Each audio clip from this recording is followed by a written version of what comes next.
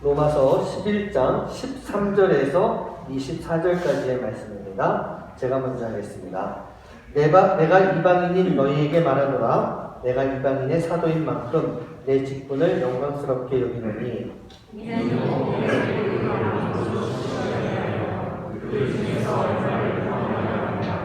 그들을 버리는 것이 세상의 화목이 되거든 그 받아들이는 것이 죽은 자 가운데서 살아나는 것이 아니면 무엇이리요?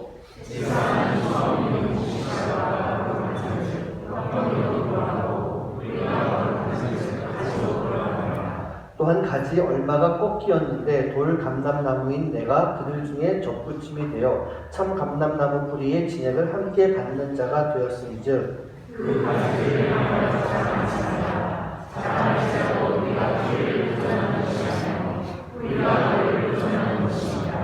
그러면 내 말이 가지들이 꺾인 것은 나로 접붙임을 받게 하려 함이라 하리니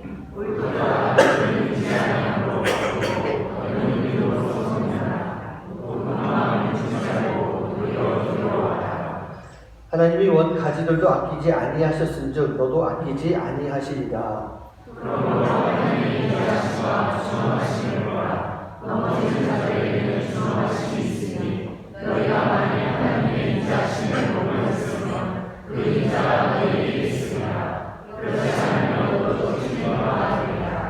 그들도 믿지 아니하는데 머무르지 아니하면 접붙임을 받으리니 이는 그들을 접붙이실 능력이 하나님께 있으니라.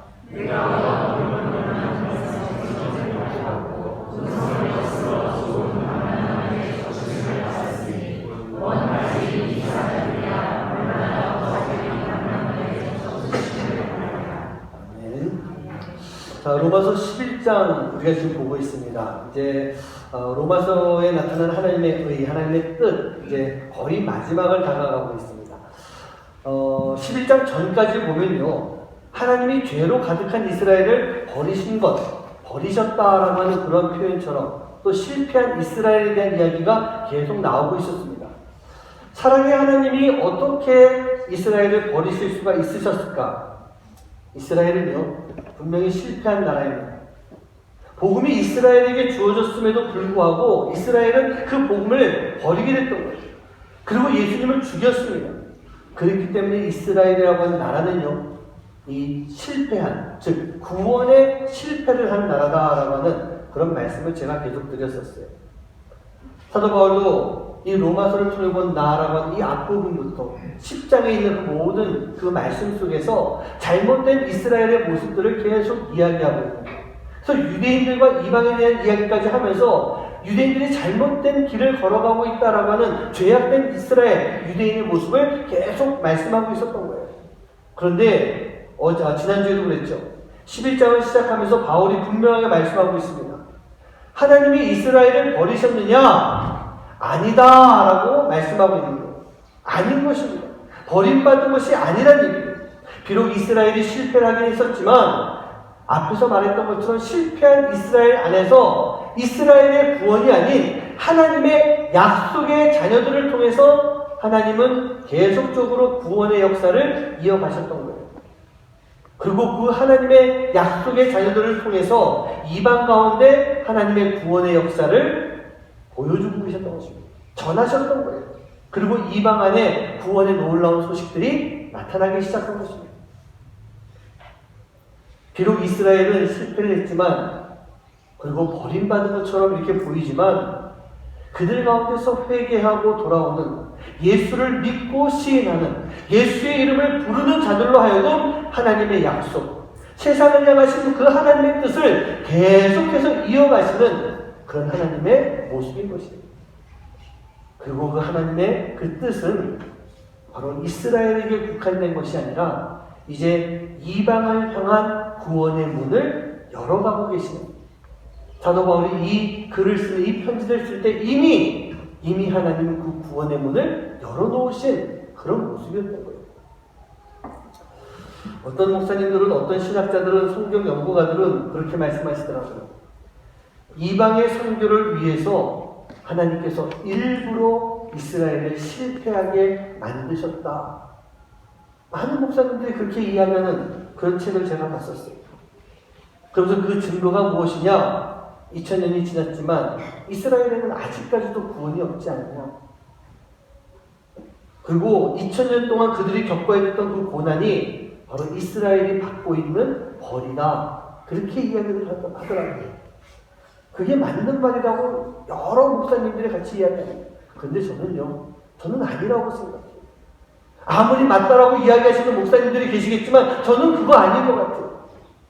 이스라엘을 하나님이 일부러 실패하게 해서 그들에게서 구원을 뺏어서 이방인들에게 준 게 아니에요. 이스라엘은 분명히 실패한 게 맞습니다. 그들이 큰 죄를 지었기 때문에 복음이 이스라엘 가운데 전파가 됐음에도 불구하고 그것을 거부하고 그 복음이 무엇이었어요? 누구예요? 예수 그리스도예요. 그 복음을 거부하고 예수님을 죽였기 때문에 그들이 큰 죄를 지은 것은 분명히 맞습니다. 그리고 실패한 것도 맞습니다.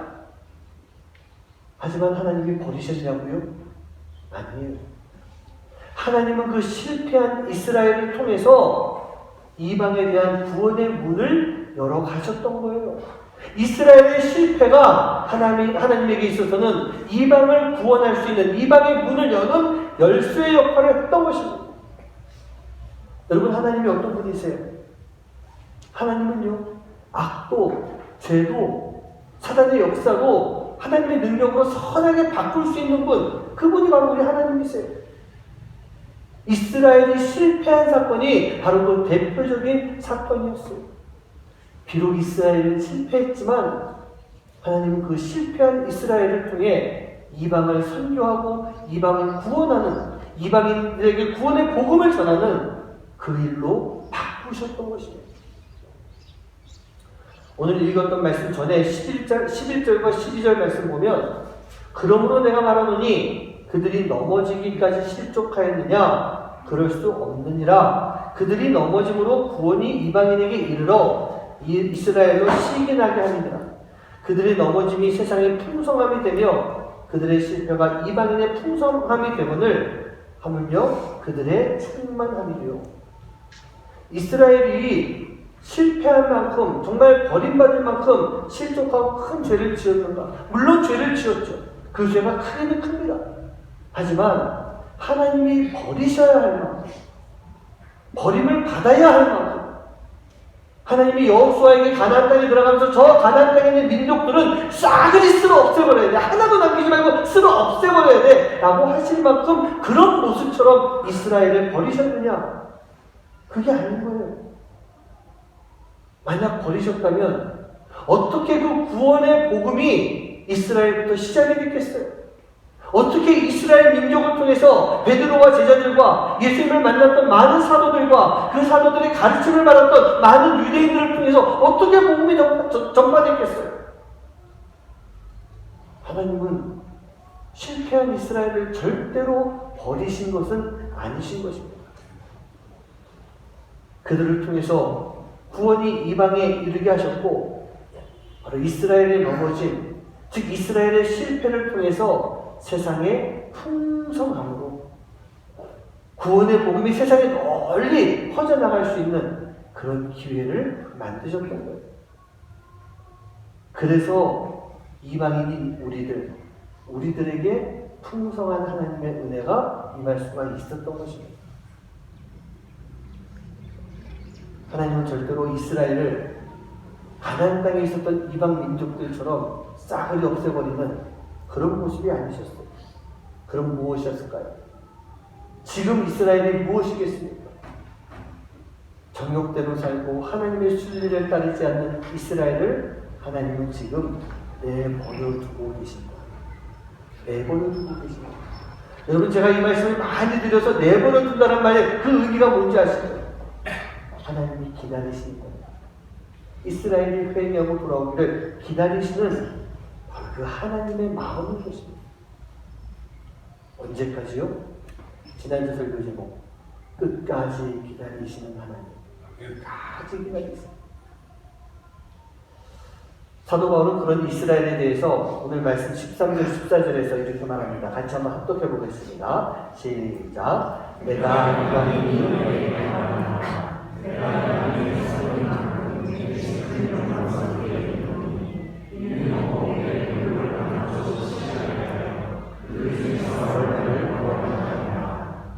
하나님이 나를 이방의 사도로 세워주셨다.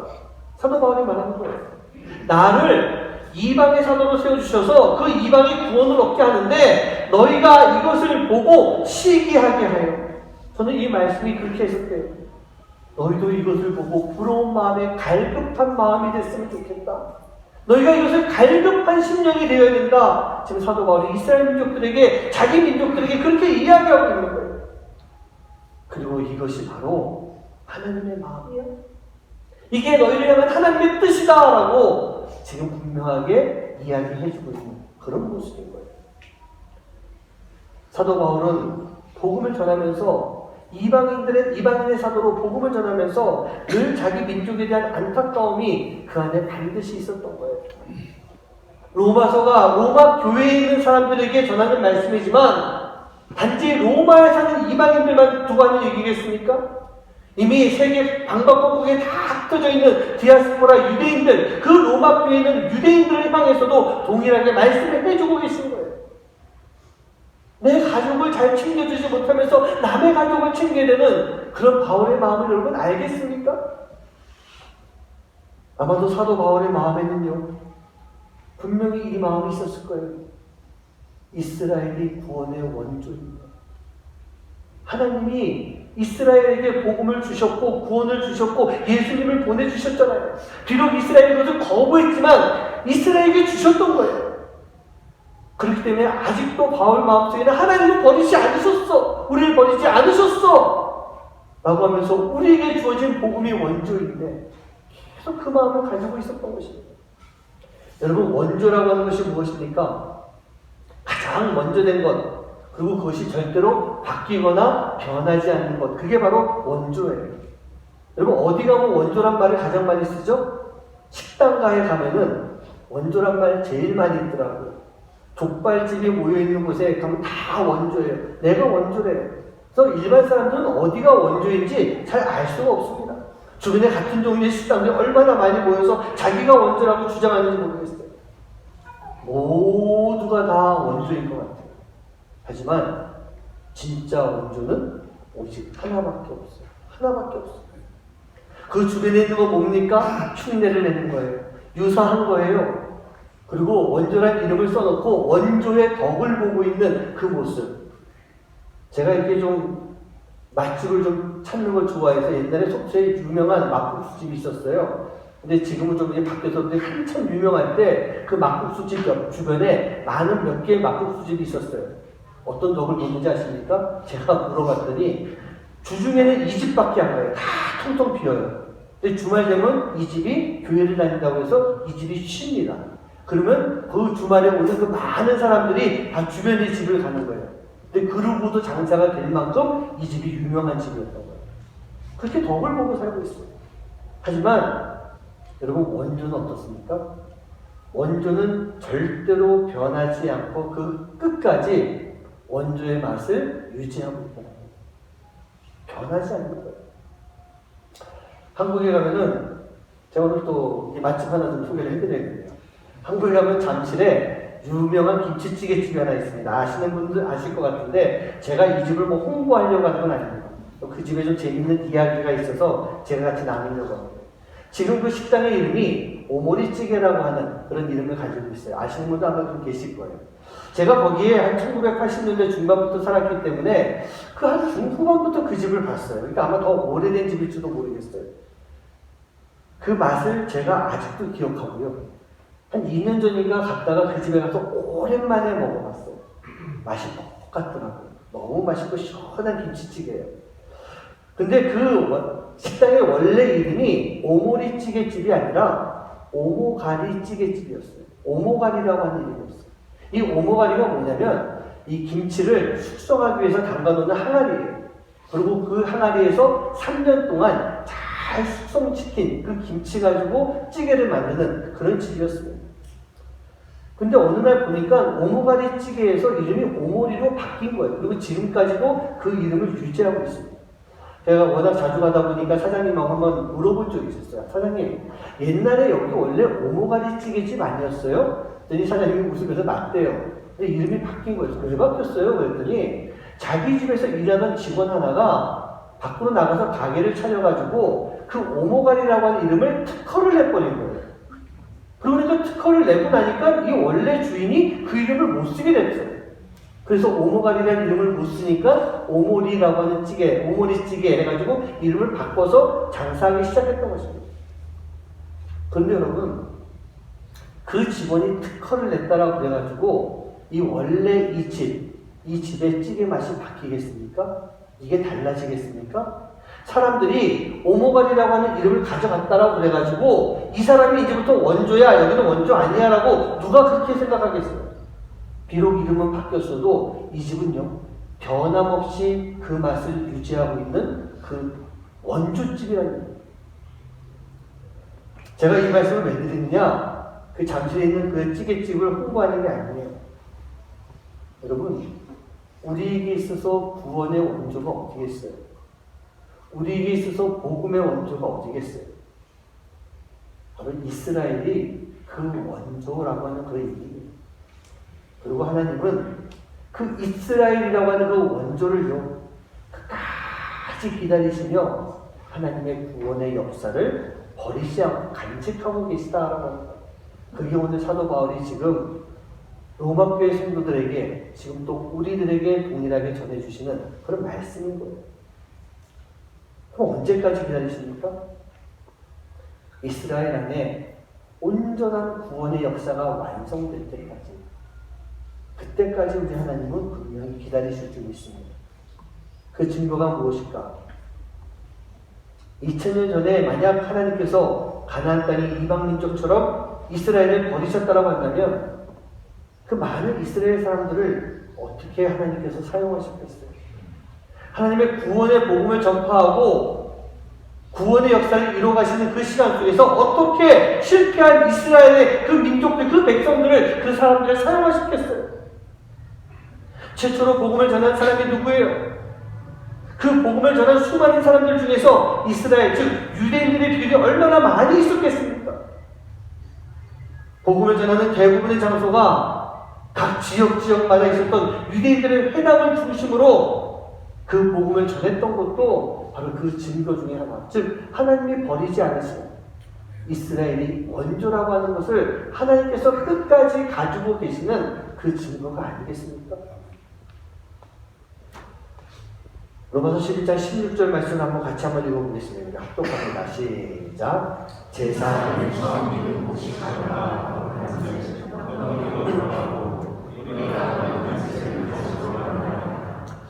그 제사에 올라가는, 제단에 올라가는 떡, 이 떡이 거룩한 거예요. 이 떡이 왜 거룩합니까? 그냥 깨끗하게 만들어졌어요? 떡 자체가 거룩함을 가지고 있어서요? 아니죠. 그 떡을 만드는 원래의 곡식 가루가 거룩하기 때문에, 거룩하게 구별한 것이기 때문에 이 떡이 거룩해질 수가 있는 거예요. 나무의 가지가 거룩하다라고 한다면 그 나무 가지가 잘나서야겠습니까? 태어날 때부터 얘는 거룩하게 태어났을까요? 아니요. 그 가지가 붙어있는 그 나무에게 영양분을 공급하는 뿌리에서부터 거룩한 기운이 올라갔기 때문에, 거룩함을 빨아들이고 거룩함을 가지고 올라갔기 때문에 그 가지가 거룩해질 수가 있는 것입니다. 즉 이방인인 우리가 거룩해질 수 있었던 것은요, 여러분, 우리가 거룩할 만한 자격이 있어서가 아니에요. 내가 거룩하다고 인정받을 만큼 내가 올바르게 착하게 선하게 그렇게 살아왔기 때문에 그게 아닌 것입니다. 우리에게 이 거룩을 전해준 이들이 거룩하기 때문에, 그리고 그들의 거룩이 어디서 왔습니까? 바로 우리를 거룩하게 해주신 그 예수 그리스도. 예수님이 그들의 뿌리가 되셨고 그 예수님이 우리의 뿌리가 되어주시기 때문에 우리가 거룩해질 수 있는 그런 삶이 되는 거예요. 예수님 때문이에요. 예수님 때문에. 우리에게 내려주신 복음이고 구원의 역사인 예수님 때문에 우리가 거룩해질 수가 있는 거예요. 여러분, 나무에게 있어서 가지가 중요합니까? 꽃이 중요합니까? 열매요? 이파리요? 다 중요하겠죠. 하지만 제일 중요한 게 뭐예요? 뿌리 아니에요? 뿌리. 지금 이 나무의 뿌리가 어떤 나무의 뿌리인가 그거에 따라서 나무의 건강 상태가 체크가 되고 결정나지고요.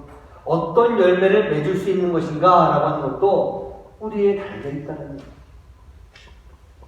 로마서 11장 17절에서 18절 말씀 한번 같이 한번 합독합니다. 시작. 또한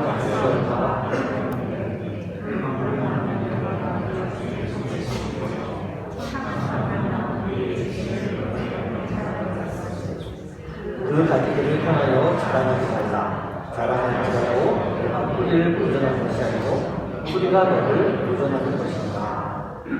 돌감람나무, 참감람나무 이야기가 나오고 있습니다. 돌감람나무에 참감람나무에 돌감람나무를 접붙이고 있는 그런 말씀.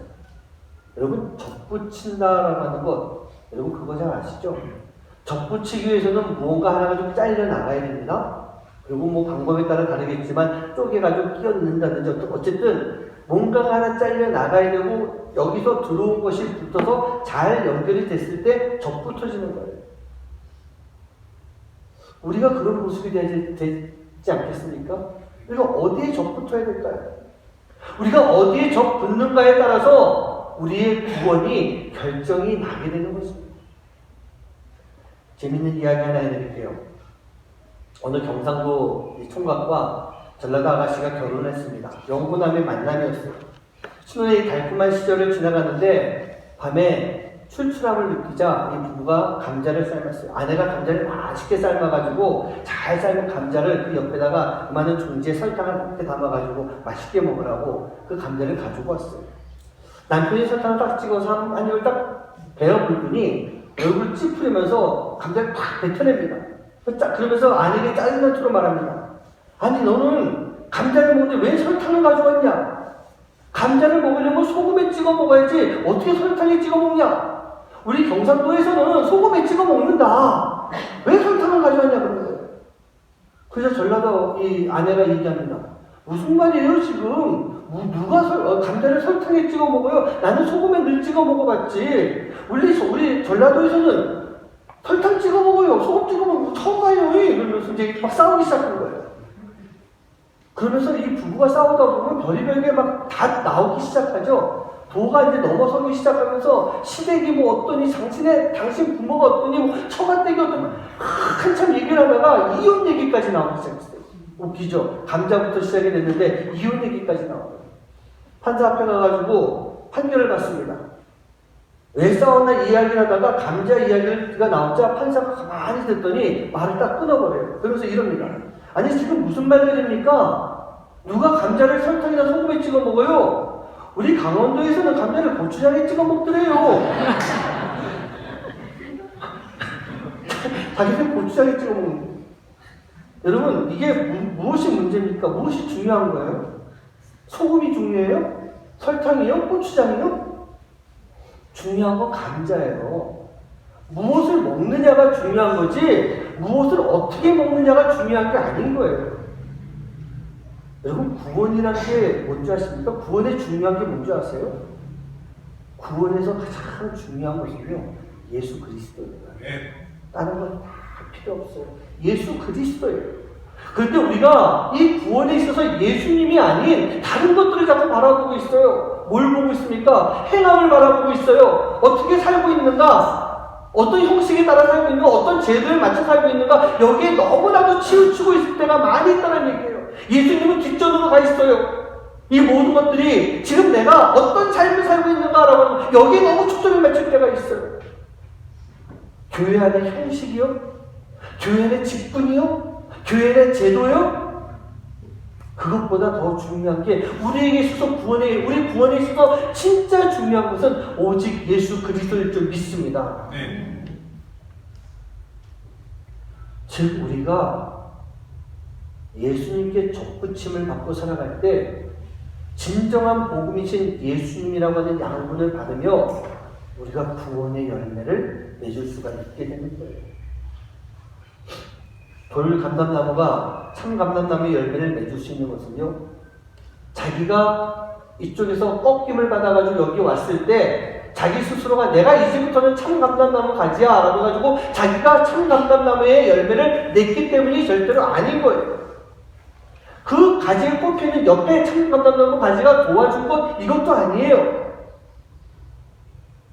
바로 이 원래 참 감람나무의 뿌리에서부터 참 감람나무의 양분을 돌 감람나무 가지가 받았기 때문에 거기에서 참 감람나무의 열매를 얻을 수가 있게 된 것이었습니다.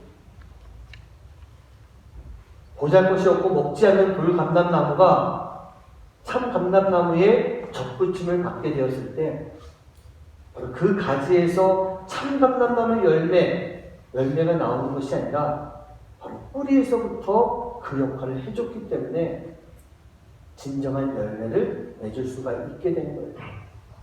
무슨 말이겠습니까? 우리가 누구예요? 우리가 돌 감람나무 가지예요. 우리가 이방인이에요. 참 감람나무가 여기 이렇게 있을 때 돌 감람나무 가지에서 가지를 꺾었다고 그랬어요. 여기서 분리가 된 거예요. 뭡니까? 죄 가운데서 우리가 떨어져 나온 거예요. 그리고 이제 참 감람나무라고는 예수님, 뿌리가 예수님이 그 감람나무에 접게 되었을 때 우리가 진정한 구원의 열매를 받게 된 것입니다. 그리고 그 자리를 위해서 참 감람나무 가지가 꺾여나간 것도 우리가 기억을 꼭 해야 해요.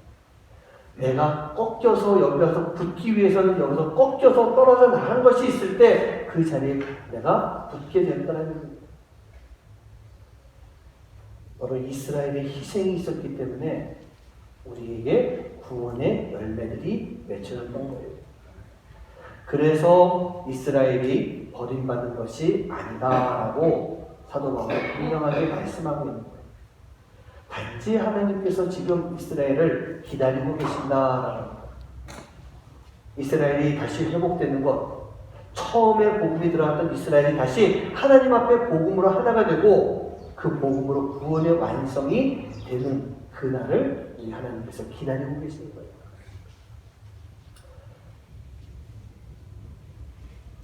하나님이 주신 그 복음은요, 이스라엘을 통해서 이제 이방으로 넘어갔습니다. 소아시아로 넘어갔어요. 거기에서 로마로 들어갑니다. 로마에서 큰 꽃을 피워서 이제 이 로마에서 유럽으로 넘어가게 됩니다. 그리고 미국 땅으로 넘어가요.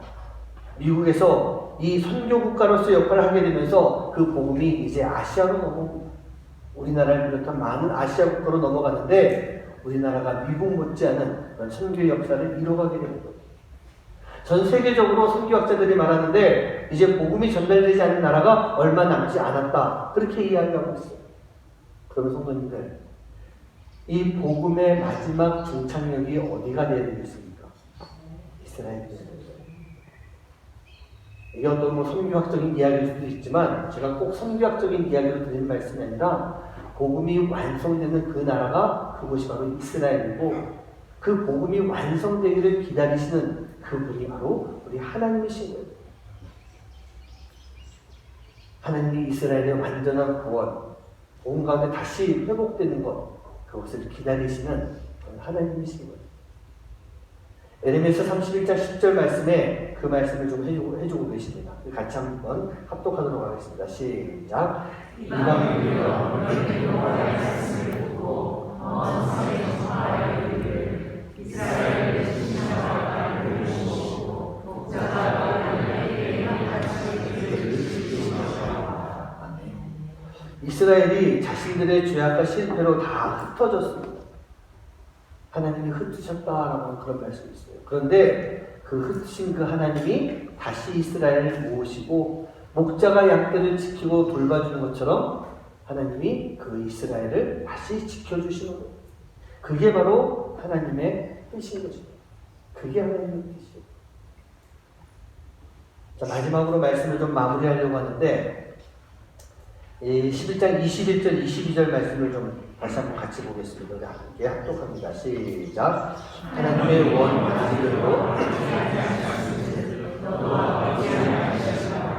그러므로 하나님의 인자 자와 주님의 말씀을 돌아 넘어지는 자들에게 준엄하심이 있으니 너희가 만일 하나님의 인자하심에 머물러 있으면 그 인자가 너희에게 있으리라. 그렇지 않으면 지키는 바 되리라. 말씀을 빨리 깨달으시는 분은 이 21절, 22절 말씀이 좀 마음에 떨림이 있는 그런 말씀이 되는 거예요. 두려운 말씀인 것이죠. 마지막으로 마무리하면서 긴장되는 그런 말씀을 좀 드려서 죄송하지만 제가 지난주에도 여러분 그런 말씀 드렸죠. 누가 이스라엘입니까? 기억나세요? 제가 이스라엘이라고 했어요. 내가 이스라엘이에요. 내가 딱 이스라엘의 모습이더라고요. 또 우리 교회가 이스라엘 공동체 같은, 이스라엘 국가와 같은 그런 모습이 될 수 있어요. 우리 교회뿐만 아니라 세상의 모든 교회들이 다 이스라엘처럼 될 수가 있는 거예요. 그렇다고 한다면 이 교회 안에는요, 내가 바울과 같은 사람이 될 수도 있어요. 내가 사도와 같은 사람이 될 수도 있어요. 내가 예수를 증거하는 그런 삶을 살아가는 그런 사람이 될 수도 있어요. 하지만 여러분, 내가 바로 잘못된 길을 걸어가고 있는 유대인, 위선과 거짓 가운데 살아가고 있는 바리새인이 될 수도 있는 거예요. 내가 하나님을 믿는다라고 말을 하고 있지만 아직도 진정한 믿음의 삶이 무엇인지 모르고 나는 믿습니다라고 말하고 있는 그런 어리석은 사람이 될 수도 있는 거예요.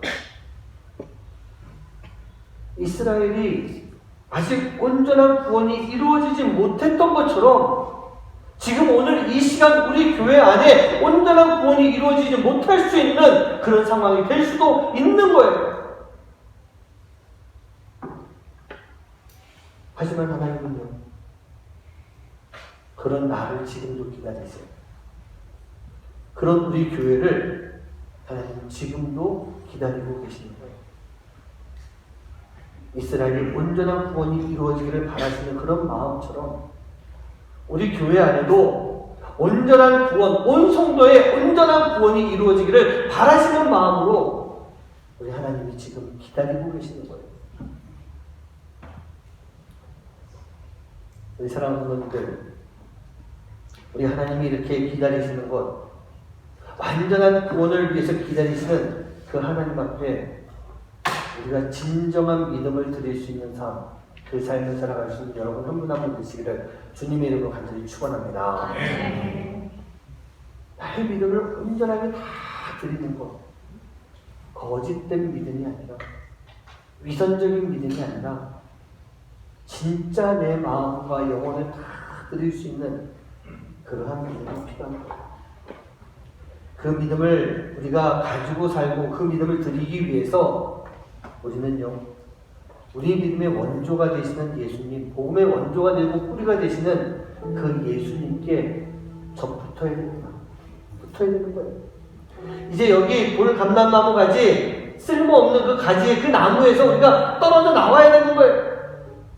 예수님이 우리를 꺾어주셔서 그 예수님이라고 하는 참 감람나무를 꽂아주고 계시는데 우리가 지금 그걸 거부하고 있다는 얘기예요. 거부하고 있으니 우리는 아직도 회개하지 않은 이스라엘과 같은 그런 모습이 되는 거예요. 아직도 우리는 하나님을 기다리게 만드는 그런 모습이 되는 거예요.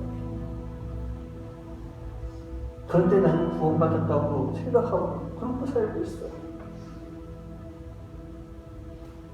그래서 이스라엘이 온전히 구원을 이루지 못한 것처럼 교회 안의 성도들이 온전한 구원을 이루지 못하고 살아가고 있는 그런 안타까운 마음, 사도 바울이 로마교회를 바라보면서 그렇게 안타까워했던 그 마음, 지금 예수님이 우리를 바라보시면서, 우리 교회를 바라보면서, 나를 바라보시면서 우리 예수님이 그 안타까운 마음을 가지고 계시는 거예요. 사랑하는 분님들, 온전한 구원을 이루기 위해서 예수님의 접붙는 삶, 예수님에게 접붙임을 당하는 삶, 그 삶을 살아갈 수 있는 여러분 한 분 한 분 되시기를 주님의 이름으로 간절히 축원합니다. 하나님은요, 절대로 포기하지 않으세요. 이스라엘의 실패가 하나님의 벌일 수도 있어요. 그들이 죄를 지었기 때문에 벌받은 것일 수도 있어요. 하지만 하나님이요, 이스라엘을 그렇게 벌을 주시면서도 다 끝까지 포기하지 않으셨어요. 끝까지 기다리고 계시는 거예요.